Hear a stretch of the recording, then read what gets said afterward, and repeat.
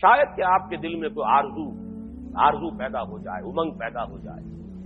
حضور نے جہاں یہ خبر دی ہے، ساتھ ہی یہ بھی خبر دی ہے، وَلَا تَزَالُ طَائِفَةٌ مِّنْ أُمَّتِي عَلَى الْحَقِّ ظَاهِرِينَ، لیکن میری امت میں ایک گروہ ہمیشہ حق پر غالب رہے گا، حق پر قائم رہے گا۔ لا يضرهم من خالفهم، انہیں کوئی نقصان نہیں پہنچا سکے گا جو شخص بھی چاہے ان کی مخالفت کرے، حتی یاتی امر اللہ، یہاں تک کہ اللہ کا امر، اللہ کا فیصلہ آ جائے۔ یہ بہت بڑی خوشخبری ہے۔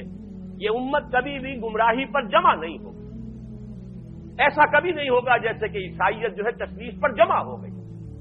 حالانکہ بہت طویل عرصے تک ایسے بھی موجود رہے حضرت عیسیٰ علیہ السلام کے ماننے والے جو خالص موحد تھے، تشویش کے قائل نہیں تھے، لیکن یہ کہ یہ امت جس طریقے سے اب جمع ہو چکے، اب کوئی عیسائیت کی ڈینومینیشن ہو، کوئی چرچ ہو، وہ پروٹیسٹنٹس ہو، وہ کوئی ہو،